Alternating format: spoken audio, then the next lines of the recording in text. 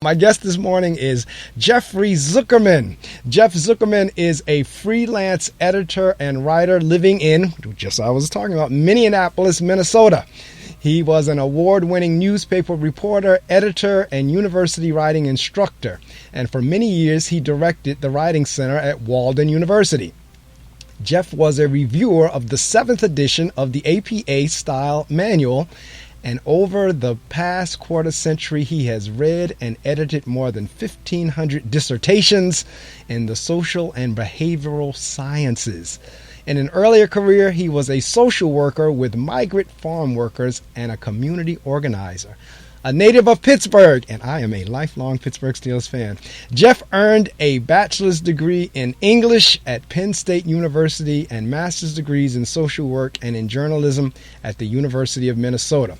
For the past several years, he has volunteered as a support group facilitator with the National Alliance on Mental Illness. Jeff and his wife Leah have 2 married children and 1 toddler granddaughter who delights them with her wry sense of humor and commitment to social justice. Ladies and gentlemen, welcome to the Reading Circle microphones, Jeffrey Zuckerman. Again, Jeff, good morning. I mean, which would you rather me call you, Mr. Zuckerman, Jeff, Jeffrey? Because goodness. Jeff is fine, and compared to stuff my wife calls me, Jeff is fine. See, I know that's right. And I, since I'm like a stickler on names, and that's one of my pet peeves, I like to call people what they want to be called. So if you want to be called Jeffrey, I'll call you Jeffrey. If you want to be called Mr. Zuckerman, I'll call you Mr. Zuckerman. If you want to be Jeff, I'll call you Jeff. I'm fine with Mark for me. So I am just so glad because, listening audience, you know that my guests call from all over the country, and they're in different time zones. And so it's 7 o'clock here. It's 6 o'clock where Jeff is. So he's in Central Time Zone. We're way on the Eastern Time Zone. I always have to get that really clear when I'm contacting and speaking with our guests, because I have guests sometime calling from the West Coast in California, and they're 3 hours behind us. And every now and again, I may get somebody who's actually ahead of me time zone wise if they're calling from Europe or somewhere where they're 5 or 6 hours ahead. That's rare, but every now and again. But I am so glad that Jeff joined me this morning, because there's a few things we're going to be talking about. He's the author of the book, and I have to pull it up in front of me, but it's borderline, it's a borderline love, it's Unglued, a borderline love story. I don't even have it in front of me, and I know the title. Bipolar, sir. Bipolar, that's right, a bipolar love story. Excuse me. Unglued, a bipolar love story. And today, as you know, and I shared this in the 6 o'clock hour, is the commemoration of September 11th, 2001. And we all know the horrific events of that particular day. But since that day, and particularly now over the last year and a half with COVID, mental health has become a major issue, because there are folks who were there on 2001 at 9/11 in those towers, or experienced being in them, or having to escape, or walking down the street, or there were first responders, the emergency workers, that to this day are struggling with health issues, whether it be physical or mental. Then we have now, for the last 18, almost 2 years now, the pandemic, which has spawned mental issues. And then you have just in general, would happen over a course of a lifetime, depending on the percentage of the population who would struggle with some type of mental illness one way or the other. Well, that's the topic that we're going to be talking about this morning. And Jeff said, as we talked prior to coming on the show, that he's going to be the hope guy today. And I'm reading his book as we speak, and he's going to read some excerpts from it as well throughout the hour. But again, the title of the book is Unglued, a Bipolar Love Story. So I tell you what, Jeff, let me start off with what's going on in the bio first. And it's interesting, I see that you were a reviewer for the APA-style manual. I remember that manual whenever I was doing both of my master's programs. Well, don't blame me. Don't blame me. You know, I gave them feedback. APA versus MLA versus, I mean, it was like the professors would tell you what style they wanted the paper written in. And so yes, I remember the APA manual, the APA style manual. So let's talk a little bit about, okay, how did we kind of get to all the things that I'm seeing in the bio in terms of, you know, being a reporter, you know, was language arts. And when I was a kid, they just called it English, but now it's called ELA, English Language Arts. Was language arts always like your thing, or were you a reader as a child? Were you a writer as a child? How did the whole writing thing come about? Boy, nobody's asked me that in a long time. I started my first novel when I was 8 years old. It was, it was terrible, and I didn't know anything. But I always did have a love of writing. I think after graduating college with an English degree, I thought, well, what do I want to do now? I had an inclination to become a social worker. It sounded like a good idea at the time. And I did that for 3 years with the Head Start program around the country. And I just wasn't very good at it. I had to do it to realize I'm a better writer than I was a social worker. So over the course of a few years, I always had an inkling I wanted to write professionally. So then I went to graduate school and got a journalism degree and did that for a while. And then from there, I got into academia. I never really consider myself an academic. I didn't get a doctorate, but I have a love of writing, love of reading. Sure. Oh, absolutely. And see, this show is the Reading Circle. And the impetus for the show 20-some years ago, the station manager or the director at the time was looking for someone to host a show about reading and books to encourage people to read more. It's been said that if you don't like to read, you haven't found the right book. And so that's the whole upshot of the show. And that's what I do is I interview authors and we discuss their work, their books, and what have, in the hopes that, again, sales increase, folks will get the book, read the book, we'll pique their interest and their curiosity, and they say, I want to read that too. So that's some of the things that's going to happen this morning as well as our topic that we're talking about in terms of mental illness based on the memoir, which again is Unglued, a bipolar love story. And the author of that book is Jeffrey Zuckerman, Zuckerman. So what was it like being a reporter? And which influenced which? The love of writing influenced you to be a reporter, or the fact that you now became a reporter now helped you in terms of being an author of books? I was not a memoir person. In fact, especially after I got up to my eyeballs in social sciences, I thought, well, a memoir is just one story, how does one person's story really matter? Well, I obviously had a lot to learn. I started reading memoirs as my wife was first diagnosed with a mental illness. And I started learning from other people's works. And there's some tremendous memoirs out there that influenced my own writing and my sense that you can tell a powerful story. One person can tell a powerful story that can have an impact when it's not science writing, and it doesn't have to be a scientific book about mental illness. I read powerful memoirs about what it's like to live with a mental illness. There's some tremendous authors out there, and just really interesting reading, powerful reading. And that's how I decided, okay, well, I'm going to write a memoir rather than any other kind of reporting, although I did have some ideas about a book I could write as more as a reporter than as a memoirist. And I'll say one thing about that. There was only one other book ever, as far as I could tell, written by the spouse of someone with a mental illness. And it's a very good book. He was on bestseller list. Marc Medley's My Lovely Wife in the Psych Ward. It's a fine book, but it was about his wife, Mark. It wasn't about him. Right. I wanted to read the book that focused on the spouse's experience or any other family member rather than the person with the mental illness. So that was the book that I wrote.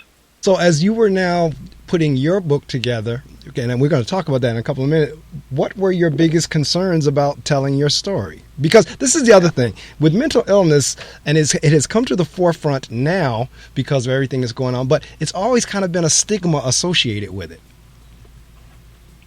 Yeah, and well, the first thing was my wife okay with it? Because although it's a story about my experience, it's obvious that my wife had been hospitalized and she'd gone through a really hard time when I started writing it.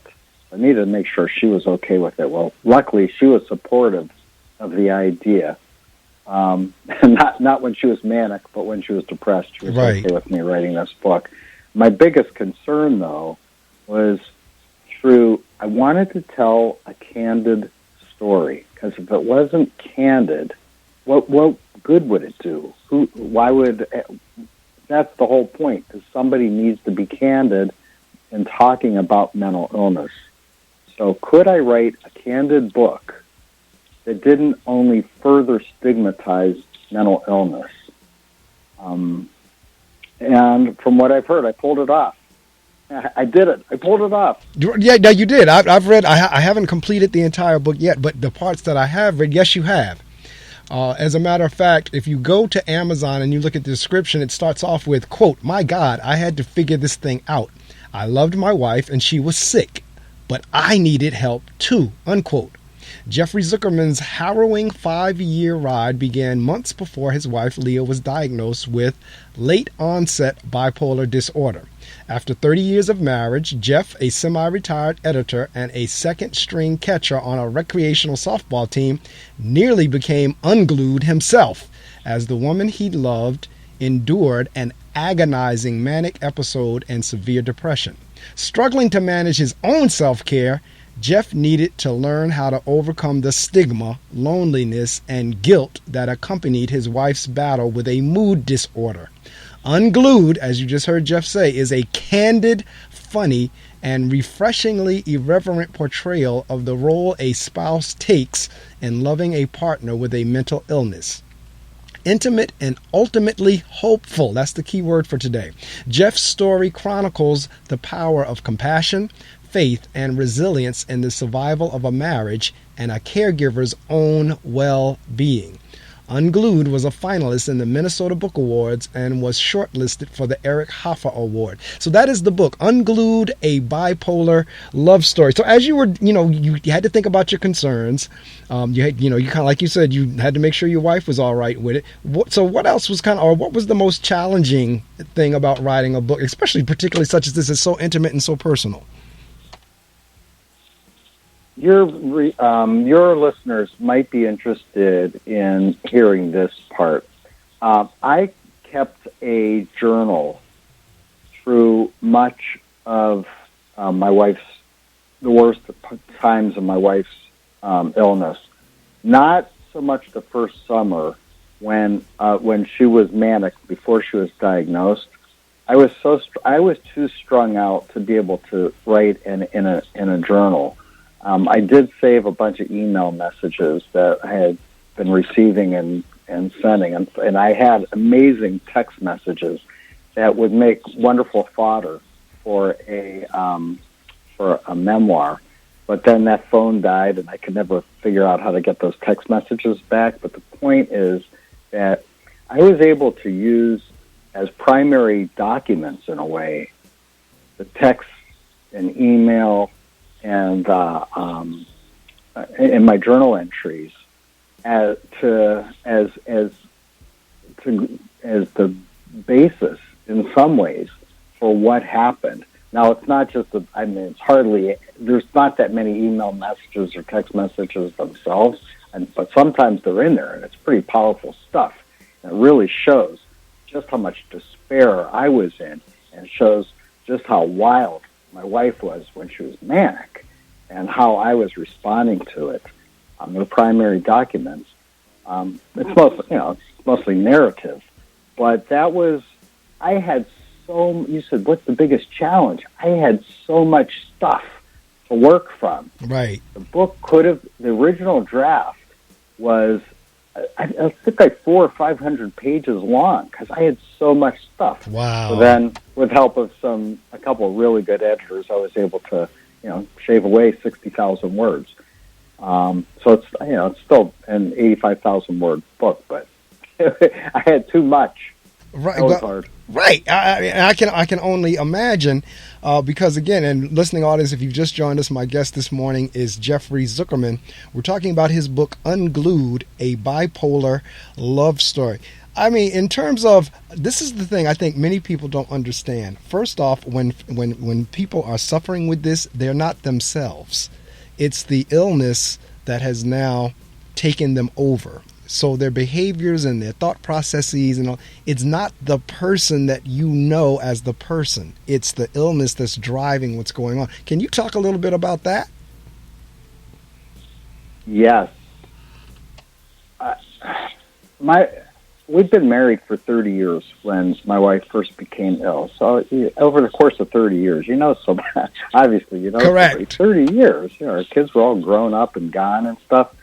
And so something happened in her brain, and we don't know what it was. I sort of don't care because what difference does it make? Right. But she took a trip to Tunisia and to do some volunteer work, and on that trip, something happened.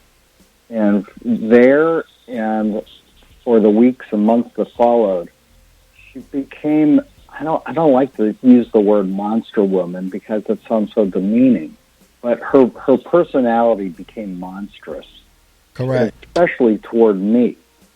Her husband, all of a sudden, she spent the summer screaming at me and doing some other really weird stuff when she was manic, until she was finally diagnosed as manic. So we didn't know what it was at the time. She was just a complete personality change at age 56, I think she was at the time, something like that. So that's what was so startling. And it made me wonder if I was losing my mind. Correct. That was part of the being the unglued, because I was getting gaslighted. Everything was my fault. And she was screaming at me about what a terrible person I was. And then I had to sort that out. It was really, really hard. It was only with a formal diagnosis in the psych ward where, for sure, you figure out there's something wrong with her. It's a medical illness and that can be treated with meds and counseling. And it's, to get to that point was horrible. Well, see, and that's where, in terms of the discussion, I'm going in terms of what you just said. It is a medical illness. Now, this is the thing. If someone is diagnosed with cancer, if someone is diagnosed with Parkinson's disease, if someone is diagnosed with lupus, if somebody is diagnosed with Lou Gehrig's disease, or if someone is diagnosed with diabetes, if somebody is diagnosed with whatever other medical illnesses there are, it's a totally different reaction than when someone is diagnosed with a mental illness. Well, I don't know if that was a question, but for sure, and part of that's the stigma of it. I'll also say that if anybody's listening who's experiencing this or has suspicions of it, one of the hard things with mental illnesses, it's really hard to diagnose. Now, I'm not a doctor. It seems like you can look at a cancer cell and you can see that. Right. Or you can look at the shape of your kidneys or any other physical ailment. With mental illnesses, in fact, it changes. You can diagnose it one way, then the illness itself changes, and then you get re-diagnosed. I wonder sometimes if it's art more than science. Correct. When it comes to diagnosing it. And the treatments vary depending on the diagnosis, and then the treatments stop working. It's a really horrible illness. And now it's horrible for the family members, but to emphasize, it's even worse for the person who has the illness. That is correct. That's the part that, as you did, that was exactly what you just said. It's tough on the family members, it is, but it is 10 times, 20, 30, 40, however many times you want to put it, worse for the person that's actually suffering, because that's what's going on inside of the person. Yeah, and she didn't know at least for my wife, and this is common, with certain illnesses, there's a symptom of it, and I hate to use this word at 6:25 or 7:25 a.m., but anacognosia. That was a word that I learned, a long, crazy word that I'd learned, anacognosia. It means that the person is unaware of their illness. So you were talking about some physical illnesses. In general, when we're physically sick, we know it. But with certain mental illnesses, when you're sick, you don't know it. And it's different from denial. You're just completely unaware of the way you're acting. And so that was something that we went through intensely during my wife's mania. Now, when she was depressed, severely depressed, she knew she was depressed. She wasn't getting out of bed for months. And she knew that wasn't her normal way of being. But for sure, for mania and psychosis and other illnesses, they're not aware. So that's where it's so hard for the family members and friends and relatives, because they see what's going on. And there's no convincing. Correct. The person who's sick doesn't get it. They don't see it. They think they're fine. Correct. They think there's something wrong with you. Correct. It's a mess. No, it really is. As a matter of fact, that's my next question. You kind of went into it in terms of what were some of the things you learned from your experience? And clearly that was one of them with that long word. I'll have to look that one up. Yeah. Well, it's funny. I didn't know any. I knew about mental illness like everybody knows about mental illness, which is, people have a mental. People aren't right. There's something wrong with people. I had one uncle as I grew up with schizophrenia, but he was actually living in New Jersey. That's where some of my people are from. So he was in New Jersey, and we'd see him every so often. He was just weird and had schizophrenia and was all drugged up, and that's just how it was. But you're a kid; you don't understand that kind of stuff. Right. Now, another thing was my wife had depression. Seasonal affective disorder in the winters, which, as you described in Minnesota, is not that uncommon.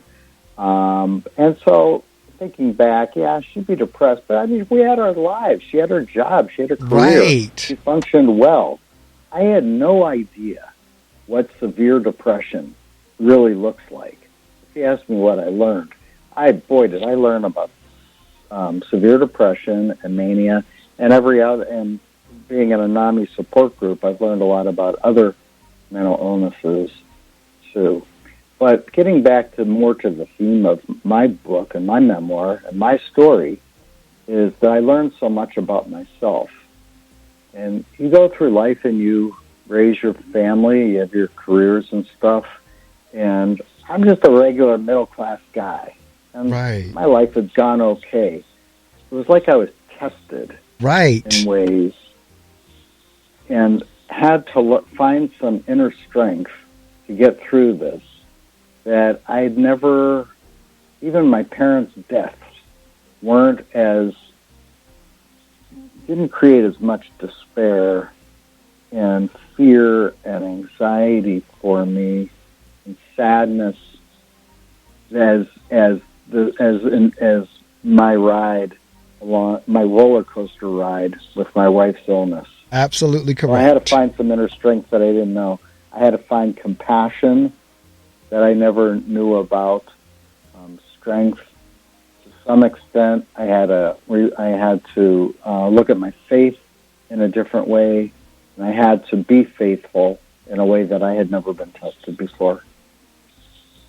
And that's interesting. You said you learned a lot about yourself, even though the book, or you were writing about what was going on with your wife. What you just said was, going through this process, I learned a lot about myself. And all the things that you listed is absolutely right, as well as the description of parents passing away in comparison, because I could not agree with you more in terms of that. And so, what have been, and I think you alluded to it a minute, what have been the hardest things for you during Leah's illness?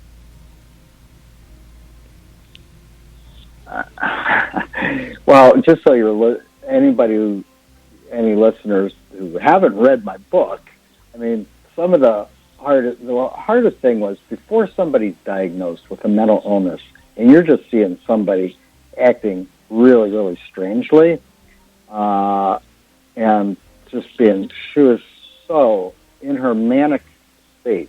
She was so nasty and kind of cruel in a way. Just the hardest thing was that, where I sort of had I didn't have to run for my life. That's an overstatement. But I did end up couch surfing, I ended up sleeping in a campground, a tent, to get away from it, and I had nowhere else to be, and I didn't want to burn out my friends. Right. So I had to get out of the house. Correct. And then the question is, where do you go when you have to get out of the house? I couch surfed. I stayed with friends, and I got physically sick from it, and I lost a lot of weight. Understandably so. I was so stressed out.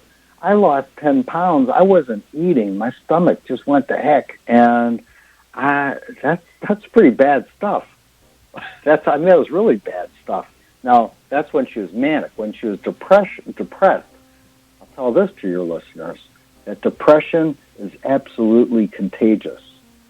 And you have to work as a family member of somebody with depression, especially as a spouse. You have to work really, really hard not to catch it.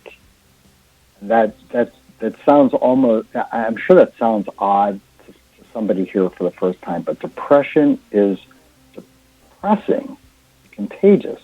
And so that's when I had to learn about self-care, about boundaries, and how not to let her illness take me down as well. Correct. And again, listening audience, I certainly hope you've been with me since 7. I mean, I would be thrilled if you were with me since 6, but more importantly, since 7. My guest this morning is Jeffrey Zuckerman, and we're talking about his book, Unglued, A Bipolar Love Story, and it is the experiences with him and his wife. They had been married 30 years at the time when she had late onset bipolar disorder that was diagnosed. And that's what we're talking about, because mental health, as you all know, has come to the forefront. Particularly, we had the young lady, Miss Osaka, who was the tennis player, who, she canceled press conferences and actually, I believe it was the French Open, if I remember correctly. She decided not to do that. Then you had the young lady in the Olympics that said, you know what, I'm just not mentally there. So she refused to perform, and everybody went crazy. Folks think that when people identify with these different illnesses, that they're faking. They think that they know what they're doing. They're faking. They're just trying to cop out. What do you say to that? Because I saw those reactions to the tennis player as well as the Olympic gymnasts. What are your thoughts in terms of that? Yeah, I'm glad you brought that up.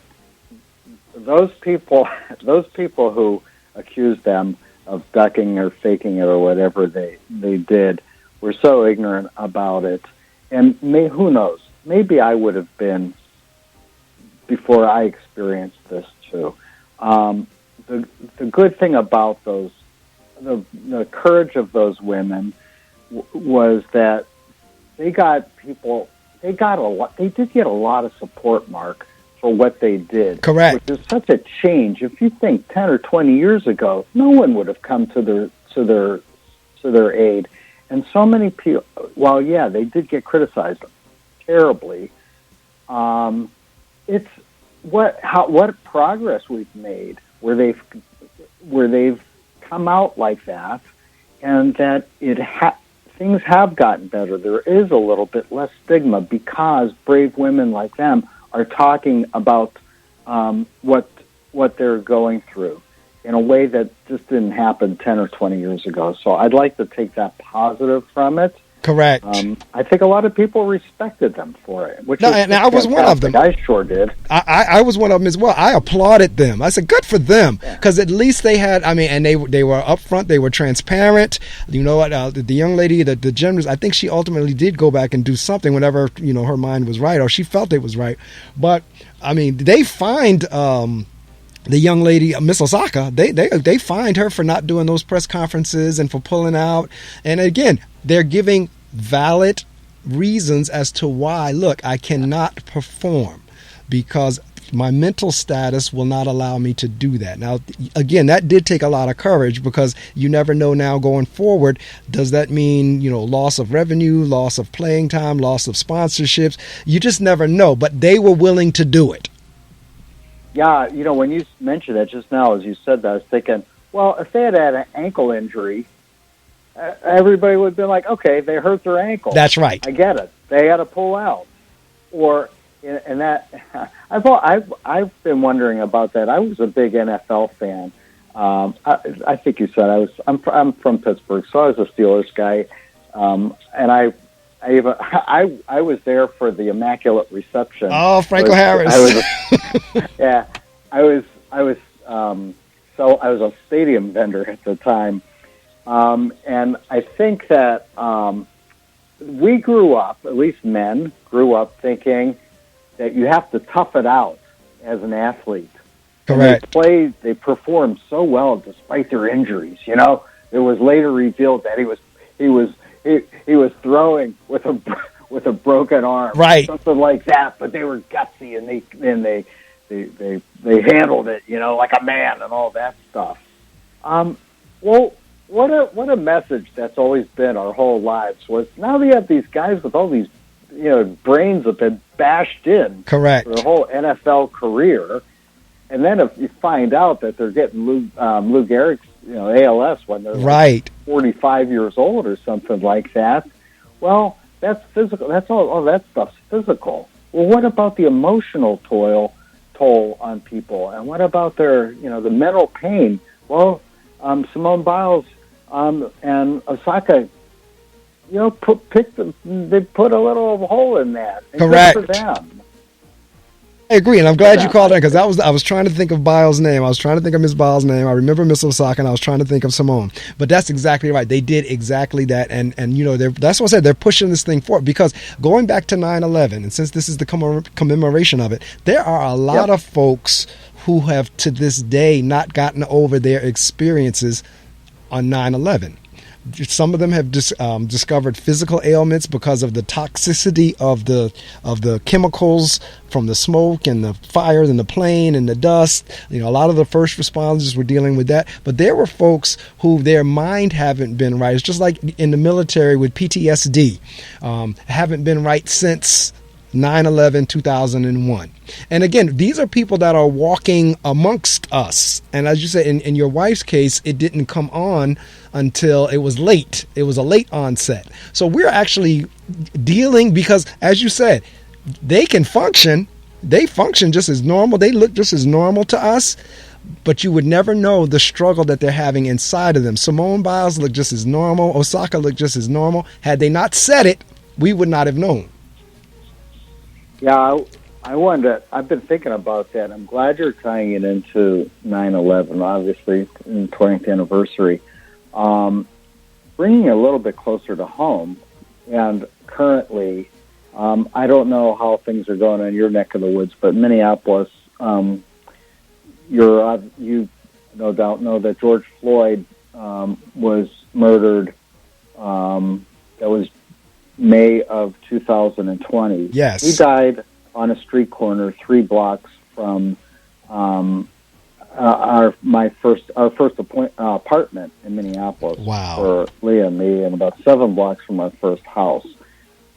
Everybody in the Twin Cities, everybody I think around the country was affected by his killing. Correct. Since then, the crime rate in Minneapolis, at least the murder rate, has gone up horribly. Now, where this is relevant to me is it drives me nuts when you read newspaper articles where you'll say, so and so many people were shot, 4 were injured, and 3 are in critical condition, 1 is in fair condition, and stuff like that. And what I think now is, if you're standing there and the guy next to you got shot, right? Well, maybe the bullet didn't hit you, but what is the trauma from witnessing it? Correct. You're just fine. The kids in the neighborhoods here whose friends are getting shot, they're fine. They're not fine, even if they didn't get hit. What's the trauma? And I think we're in for a long, dark, horrible period of dealing with trauma that's going to be really hard to overcome, and we have to be really alert to it.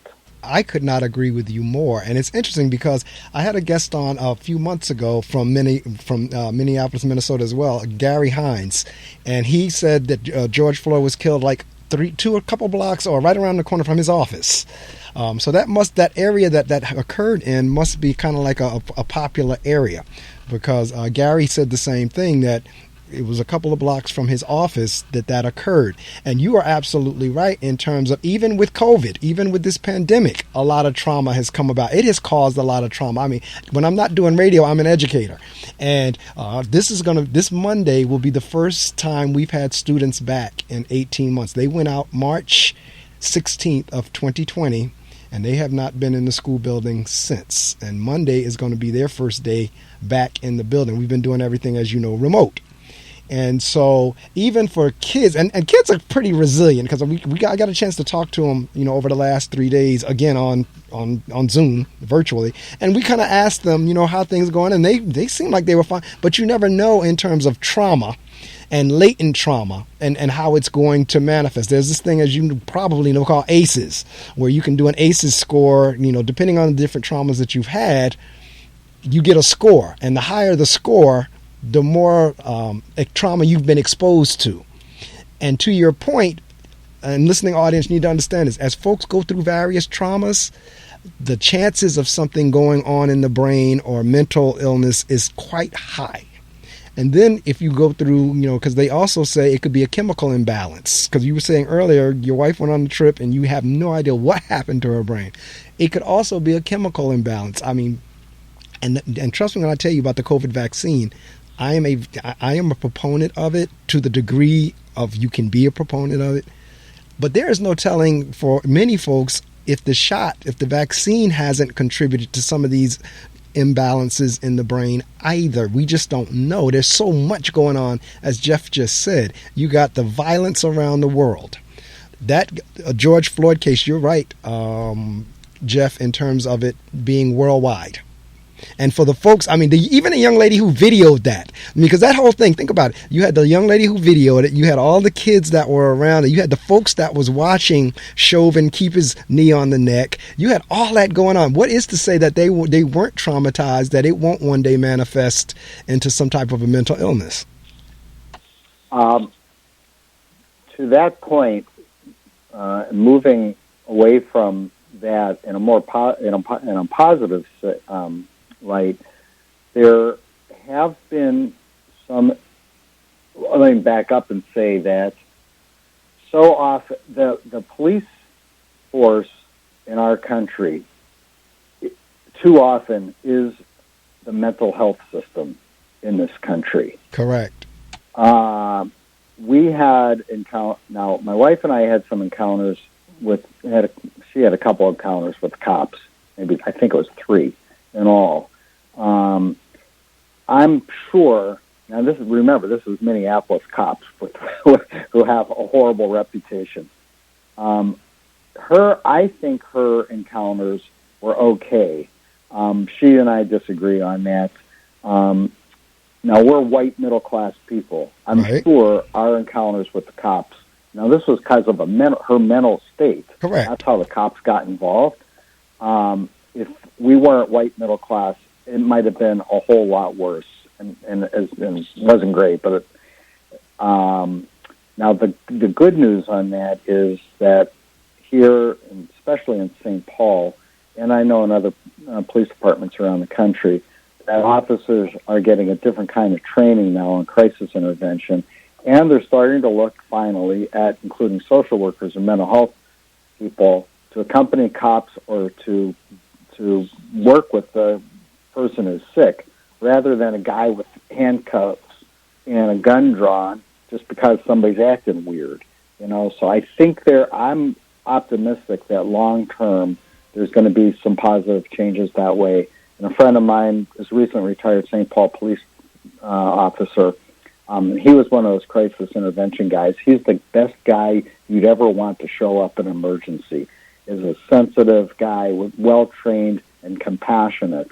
And if we can get more cops like that, I think we'll be in better shape.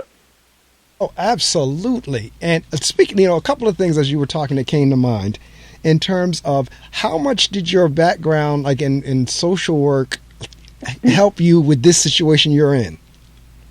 Not very much. First of all, like I said, I just wasn't very good at it.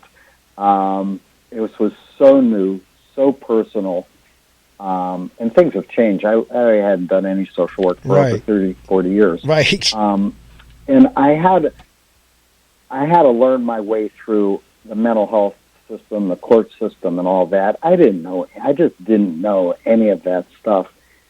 One of my closest friends, though, runs a county social services department. So I knew people in the field, and that helped me.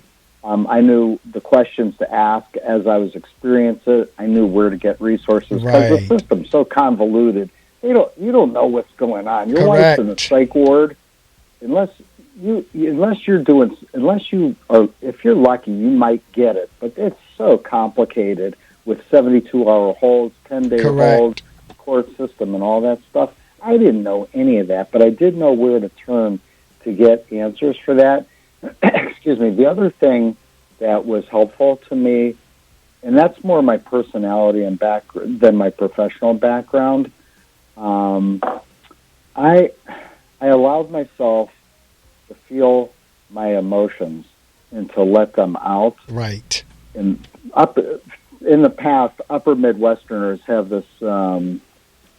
have this reputation for being stoic and strong and not feeling their emotions and all that stuff. Well, I didn't grow up here. I'm essentially an East Coast guy. Right. My mother's from New York City, so my mother especially wore her emotions on her sleeve. And you know what? In the long run, I'm glad that I allowed myself to open up to others to feel my emotions. Right. It took. I had to go to a therapist too. Right. And unpack a lot of this. But I was open to the idea of unpacking it, and I was open to I was at the point where I said, all right, I need a therapist because I'm losing my mind. Correct. And not everybody has that cultural upbringing where they're willing to do that, or the wherewithal to find the right places to talk to. I'll say that some people can find that through their church or whatever religious institution, but there's stigma there, boy. And so luckily I was able to find people in my own synagogue that I could open up to and get some healing through my faith and through the people there. So that's my experience. Now, in terms of, because you said something earlier, first off, welcome in terms of we're both Pittsburgh Steelers fans. I've been a Pittsburgh Steelers fan now since I was 12. I am now 59. So if you subtract 12 from 59, that's about, 47 years or so, somewhere like that. So I was with the Steelers whenever they were winning. I was into Steelers when they were losing. I'm still with the Steelers. I'm not one of those Johnny-come-latelys or jump on the bandwagon folks. My baseball team is the Yankees, and my football team is the Steelers. I don't have a basketball team. So that's just an aside. But going back to the mental illness, do you find, and I don't know, because there's various, like you said, there's so many facets and so many tentacles to mental illness that you could be diagnosed as one thing one minute and it shift into something else. But do you find, or did you have experiences with delusions? Because you said once they have something in their mind, you can't tell them any different. No matter how rational the facts are, no matter how rational and upfront in their face the evidence is, if it's in their minds, you cannot tell them anything different. Have you experienced delusions or hallucinations or anything along those lines? My wife never hallucinated. Delusion, I think, is a medical term in this world, and I don't want to misspeak because I'm not a doctor or anything like that. Correct. But if anybody is listening who's wondering, there's medical definitions for all of these illnesses. Now, when my wife was first diagnosed, as I recall, there were, I think it was 13 different symptoms of bipolar disorder, and the list has since been narrowed. One of them is grandiosity.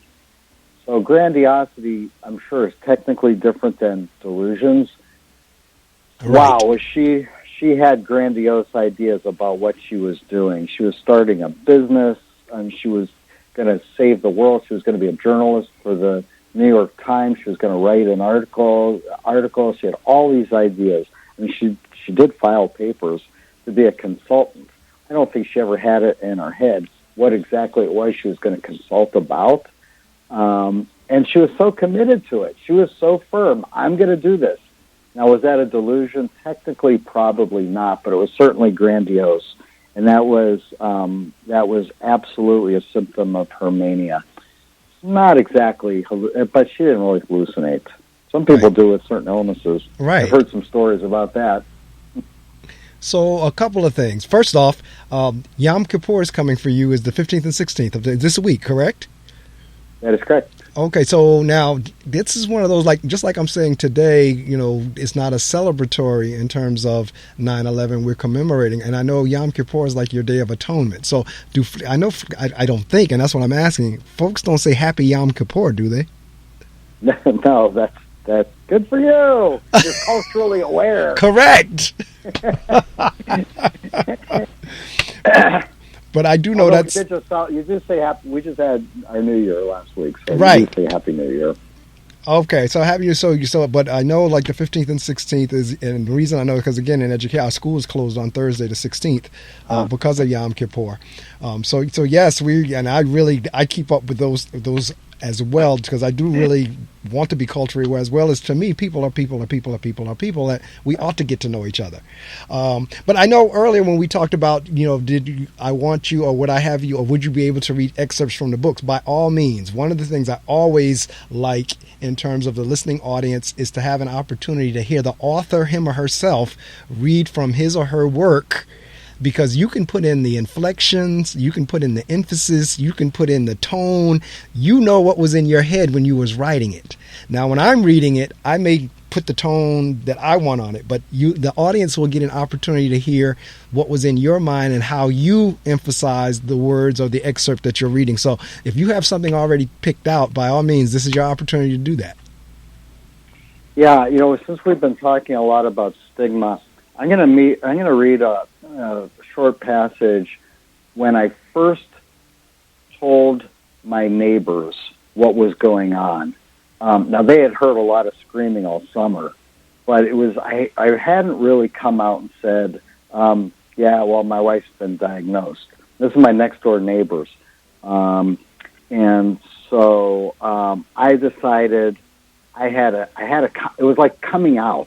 I had to come out about what was going on. Wow. So she's in the hospital for the first of her 4 times in the psych ward. The stigma of mental illness was pestering me. If your neighbor slips on the ice and bangs his head on the ground and ends up with a traumatic brain injury, you bring over the tuna casserole. Who's not willing to walk another neighbor's dog when she gets treated for back surgery? Who judges the fellow with Lou Gehrig's disease, the woman with Parkinson's? I was done playing charades. I started with my next-door neighbors, Barb and Hal. They're a little older than Leah and I, like us, with grown kids out of the house. Barb, a native Iowan, sweet-natured and calm. Hal can be as gruff as bark on an ash tree, but has a warm, funny side when he's in a good mood every few months. So here's the deal. I told them over coffee at their dining room table. You may have noticed things have been a little weird over at our house lately. Well, yeah, Barb said, we've been hearing some stuff. We kind of wondered. The thing is, I blubbered, Leah's been diagnosed with a mental illness.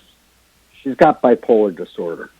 Cripes, I could barely even say it out loud. I'd spent the summer so royally barbecued, my public emotions packed away so deeply that as I sat in my longtime neighbor's house and cracked my heart open a bit, the tears started again. Just shut up, Jeff, and shovel your walk in the winter and grow your raspberries every summer and share them with the neighbors. Don't bring down these people with your mess of a life. Good neighbors don't do that. Well, Barb said, you know, our Sam's got that too. When he was in high school, their son Sam is in his late 30s now. Oh, man, Hal laughed. You ever heard those fights we had? he's still dealing with it, Barb said. Sam, he can get so depressed. I don't think he's been manic for a while, but it absolutely sucks, Al said. I'm sorry to hear that. But Sam has gotten better, they assured me. Wait, so he's gotten better? Even if Sam hadn't improved, I was glad they said he had. I needed hope. And that's how it went as I spilled the truth to my neighbors. Everyone knew someone with something or other. Everyone felt bad for me, especially bad for Leah. Everyone cared about us both. Everyone asked what they could do to help. It's hard to explain just how listening to my story with grace, without judgment, was exactly the help I needed. Well, while I sat there and I'm listening through the headphones, I felt like I was listening to an audiobook. You read that with such emphasis and passion and compassion, and I felt like I was actually listening to an audiobook. And from an educational standpoint, not only do children like to be read to, but grown-ups like to be read to as well. And you read that, I could feel that as you were reading it. And that's exactly in terms of, it was interesting that once you now shared the story, they said, well, our son has that too. And you just never know what folks are going through. It's one thing to see us, coming and going on the outside. It's another thing to now be able to talk and understand what's going on the inside. And there was another word that you said there. They listen to you without judgment, because that's another thing that goes on with this mental illness thing is, and people are afraid of is, how is this going to be judged? Back to the stigma thing. And so you said they listened and they were, and you were like, that wound up acting as a relief for you. Yeah, that's right. And, our neighbors, we've lived in our neighborhood now for many years, nearly 30 years, and our neighbors are tight. And what I want to mention here is that the world is so screwed up, so completely screwed up. Everything's so screwed up. Correct. Well, if I can find something good that came out of all this, I have found that when we talk to each other about stuff like this, about what's really going on in our lives, it takes some courage. It's not normal to be talking to people. You don't want to overdo it. But how refreshing it is, I've learned over the last few years, to have conversations with people about what's really going on in your life, instead of talking about the quarterback problems with the Minnesota Vikings. Correct. Or talking about some, the price of a dozen eggs.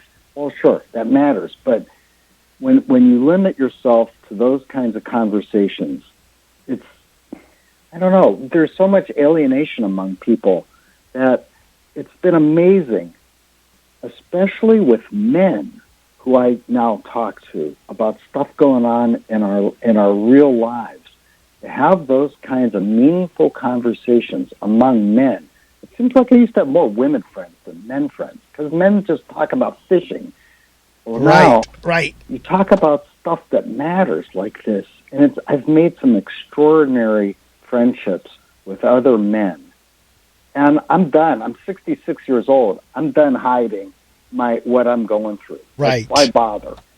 And in such an alienated time as we're living in right now, if I can get something good out of this, it's having real conversations with people. And Jeff said when we were talking on the phone prior to coming on the air that he was going to be the hope guy this morning. And he's doing exactly that. He's being exactly that. If you notice, each time I would bring up something, he would say the good in it is. He would find, when we were talking about George Floyd a couple minutes ago, he said the good in it is. We were talking earlier about stigma. He said the good in it is. So Jeff has been acting as the hope guy, and that's exactly what he told me he was going to do as we chatted a couple of minutes ago. In terms of what you just said, it goes back in terms of men talking about real issues. That goes back to exactly what we were saying earlier during, 20, 30, 40, 50 years ago. Men were socialized to toughen it out. You're not supposed to show emotion. You're not supposed to cry. That was the socialization between males and females. The females were supposed to have all the emotion and the sensitivity.